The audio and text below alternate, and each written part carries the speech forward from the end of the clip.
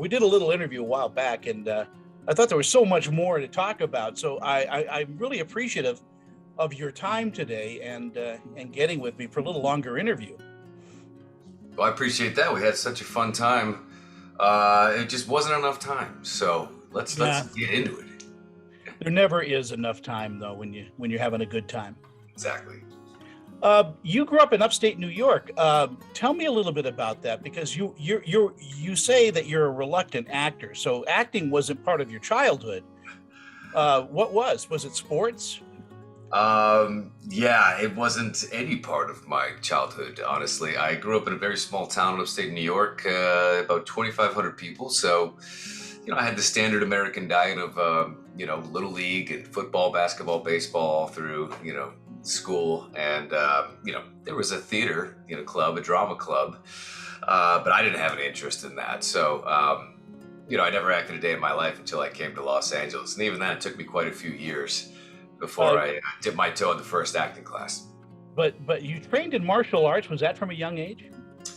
No, that's actually out here, and I've never followed a specific martial arts discipline, but I did get into boxing. I did get into kickboxing and a little bit of mixed martial arts, some classes here and some people who were skilled there that I could learn from. So that was all stuff that happened out here. There wasn't any Brazilian jiu-jitsu gyms where I grew up in upstate New York, as you can imagine. So what brought you to LA then, and California from New York?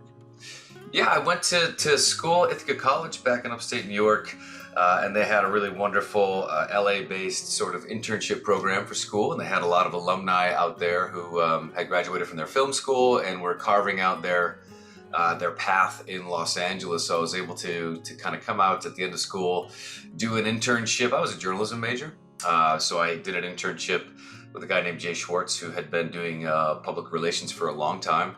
And so I, attached myself to his hip for 6 months and became his assistant right after.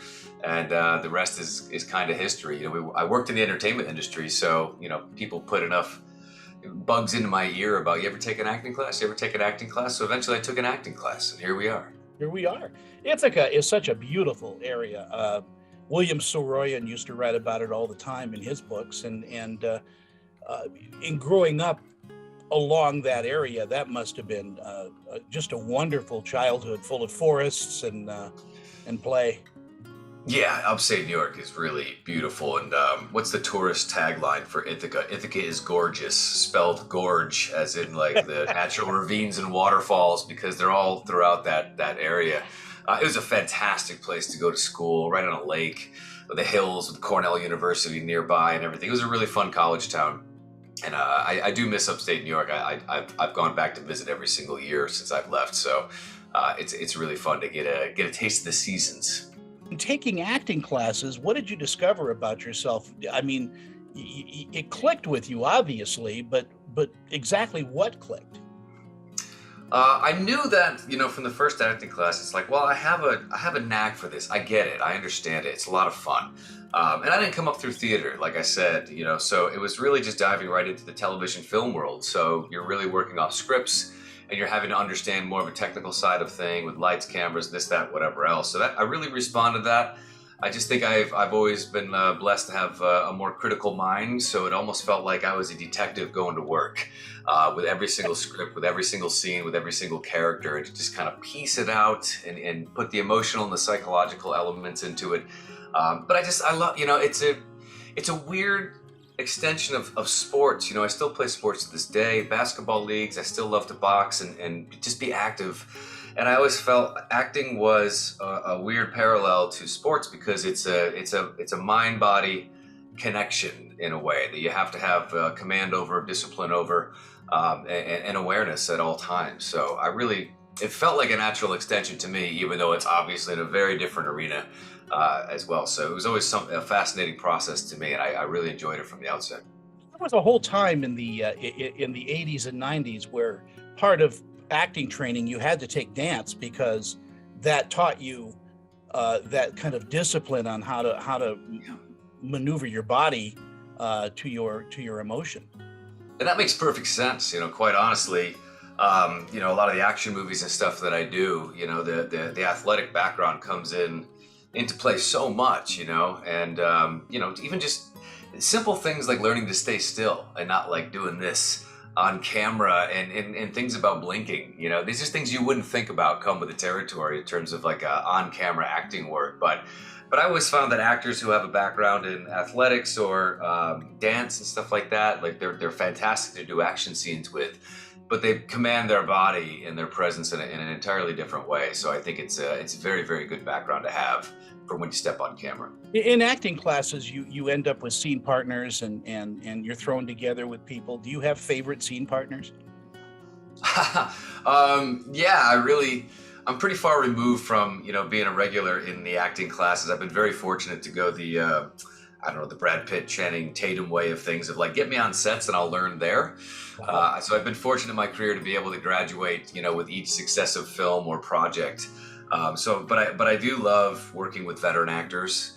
We were talking about my movie Assailant not too long ago, and Jeff Fahey, veteran actor, like watching guys like Tom Berenger and Billy Zane work in the sniper movies, Casper Van Dien, people who've been around and know the little tricks and the techniques that you can kind of steal from, and just watch their stillness, watch what they bring behind the eyes. I've always really enjoyed and been a sponge around the veteran actors I've been fortunate to be able to work with. Well, let's talk a little bit about that, because, as we said in our first interview, you are so lucky to be, part of the Sniper franchise. I mean, it is got such a following, and to be handed the mantle, from Tom Berenger to play his son in the movies that you're doing. I mean, that's you've got to have a respect for the original movie, and yet, yeah, you're building a new franchise with it. Right. Well, I mean, I grew up on the original Sniper movie. That indelible first scene where Tom Berenger is in a ghillie suit and he just rises out of the bushes as the helicopter makes the weeds and the brush all kind of float around. Like, that was, TBS, cable network, always playing movies like that in Roadhouse. So I grew up on that stuff. So it was very surreal all those years later to get that call and to be able to play his son when they rebooted the Sniper franchise, because I remember that movie so well. But it's been very good to me, and I'm very grateful to play Brandon Beckett. We're still going strong all these sequels later, so it's been a fantastic franchise. I feel like they keep getting bigger and better, and people around the world really seem to love them. It's unbelievable how often even an older Sniper movie hits a top 10 list on Netflix. It's just kind of speaks to what we're putting out there and to how well received it is.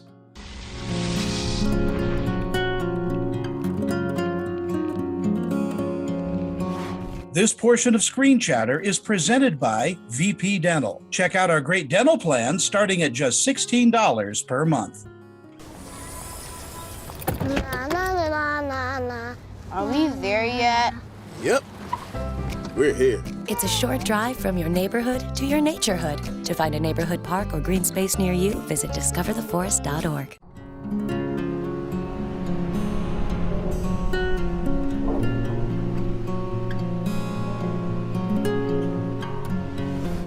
You're playing in these action movies. Is there a thought about the usage of guns now and how dangerous that can be?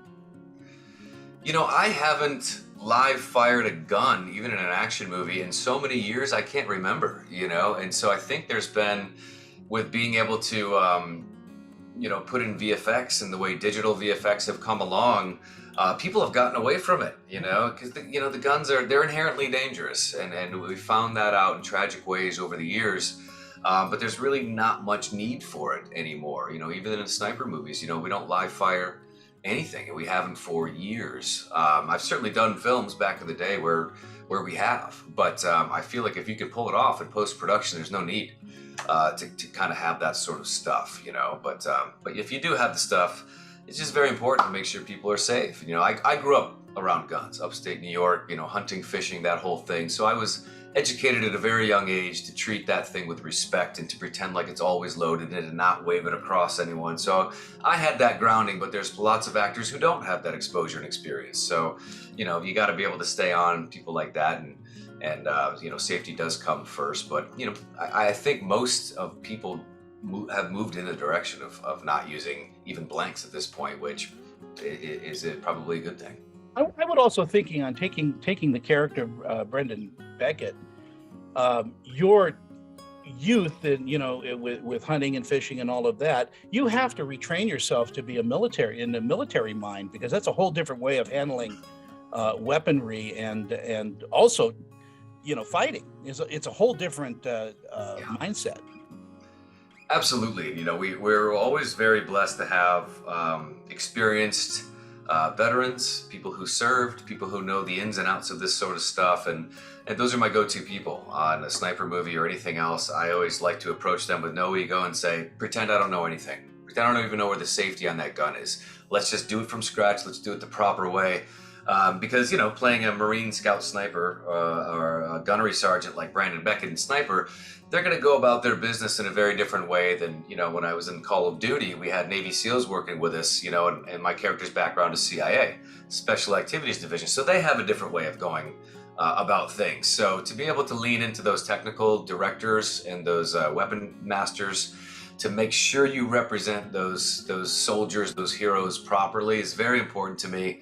And it's something we never try to shortcut, because I know they'll be watching, and you want to make them proud and you want to represent them well. You're also blessed in the fact that you can do different movies now. I mean, you're not pigeonholed, as the the kick-ass soldier, of fortune. You do other films. In fact, I was just reading up on The Bunker with Tony Todd and Tobin.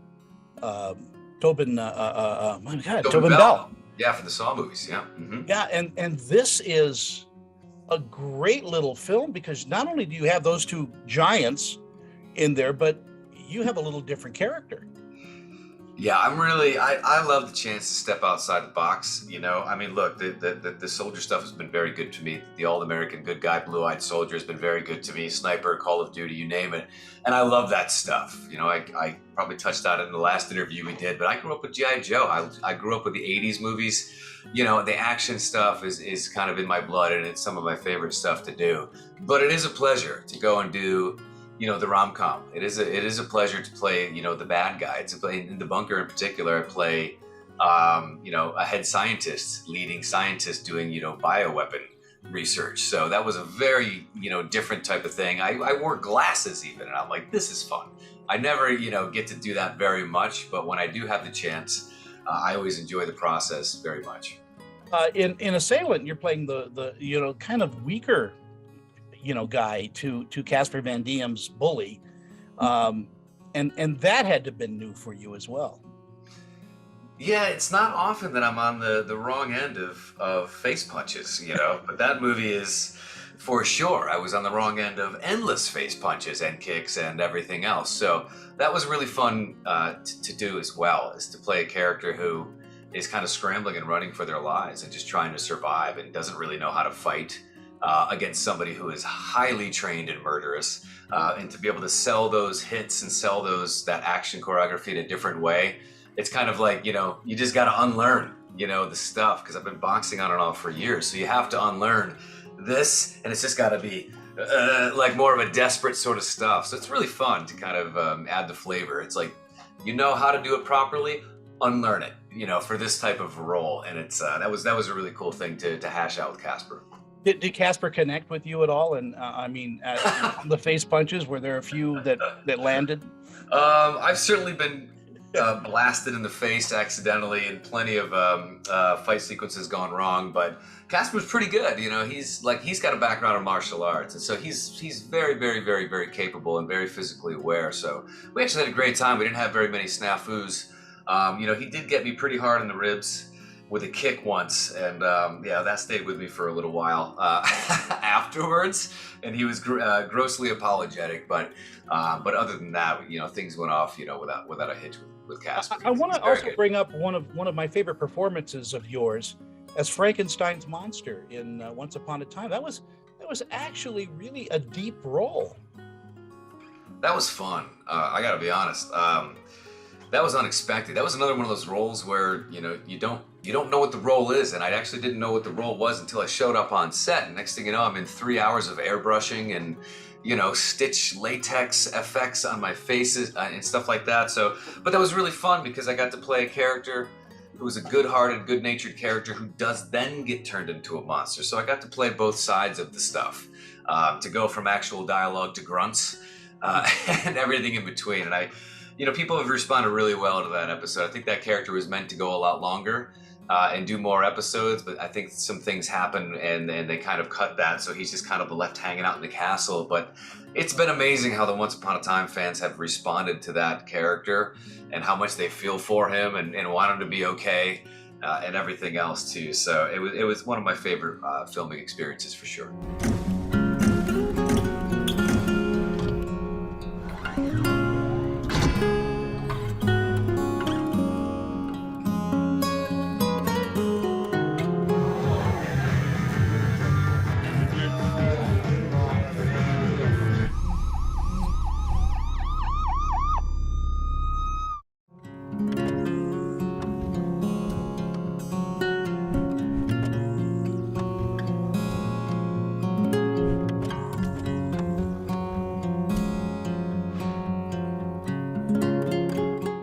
Talk about the gaming conventions and all that you're part of, because that's a huge part of American life. I mean, with Call of Duty, and then of course you do the voice for the games and all of that. How are your fans at conventions? Do they just maul you? Are they? Can you breathe? No, it's. I mean, look. I'm certainly. I don't even know what letter of the alphabet you'd associate with my list standing. If it's D or lower, I'm not sure. So I can go to grocery stores just fine, and and it isn't the Beatles coming across overseas, when I go to a con. But it is awesome to meet those fans who love Call of Duty, who love Once Upon a Time, who watch the sniper movies. I enjoy it. I'm a nerd. Look around. I love going to San Diego Comic-Con. I love going to conventions because that's just my sensibility. So to be able to go there, sit at a table, and shake some hands and take some pictures with people is a really fun experience for me. And I just love the convention circuit, and I love appearing at them, and I really hope I get to do more. You enjoy voice work? I do, very much so. Yeah, I never got into voice work until after I did the mocap work for Call of Duty, but obviously that required voice work as well, and then they put me in the Call of Duty mobile game, and that was all voice work. So it's been fun to do the voiceover stuff. I've been able to narrate a couple of audiobooks, which is a great experience. Yeah, you narrated Power of the Dog. That's right. I'm a big book nerd. I mean, you can see books here. This isn't even a fraction. I read all the time. So I was very excited to narrate a book for the first time, Power of the Dog, a classic, modern Western book that's just killing it on Netflix right now. Oscar nominated across the board for the actors and the director and everything else too. So that was a really fun, special experience. But being in the voiceover booth is a blast. I really love the creativity. I love that you can, you can wear pants, but you don't have to wear pants. It's a pantsless job, and what kind of a gig. Now? I'm just curious. Tony, that's none of your business. No, I'm kidding. I am wearing pants. God bless you. Voice work is, it's not easy. Yeah, it's very technical in its own right. Like you say, you can't be doing all this and whatever else because you got to be, what is it? This is the general rule between the microphone at all times. You got to be careful about redlining and levels and all these other things. So I love it for different reasons. I love it because there's always the possibility that I could be on an animated series, and that's what I grew up on. G.I. Joe and Thundercats and He-Man and everything else too. So I'm still a big fan of all those things. So if you don't have skin in the voiceover game, you might never get to play Flint in G.I. Joe when they pop that on Netflix one day down the road. I'm sure they'll do a reboot of G.I. Joe with Netflix, and I'm surprised it hasn't happened already. Yeah, well, they just launched the Transformers bots now, and those guys are great. But again, it is a form of acting that a lot of actors really love doing. I know Michael Caine, when he was doing it, loved it, and James Earl Jones. It is just such a talent. Yeah, I really hats off to those actors that can do such creative things with their voice, but it's such a fun. It's so different. You're in a contained booth, and you really just get to play. You're not restricted by your height or your weight or your appearance or your age or anything else like that, and it's so freeing. And it's really, really a totally different experience than being on camera for TV, films, video games, what have you. So it's a lot of fun. I hope to do a lot more. Audiobooks are tough. hats off to those audiobook narrators, because that is not easy to read 300 pages and be articulate and also give personality and unique character voices, and then just get the word right. You know, it's a very, very exhausting process, but I know people love to listen to books on tape, as they say, in the audiobook. So it was fun to do them. Do you try to get through like 30 pages a day or 50 pages a day? Do they give you? Yeah, depending, you know, I think we were averaging for Power of the Dog anywhere between 45 and 55. So that was, you know, it was a lot. You're just, you know, it's a 4-hour session. You're just trashed by the end. You're like, I am exhausted. You know, you're on an e-reader and you're just scrolling up and you're trying to keep pace and trying to make sure you hit every word and every punctuation mark and whatever. But there's professional audiobook narrators, and I'm like, that is impressive. Doing 30, 40 books a year and keep coming back for more. That's impressive to me, because I know it's a very, very painstaking process.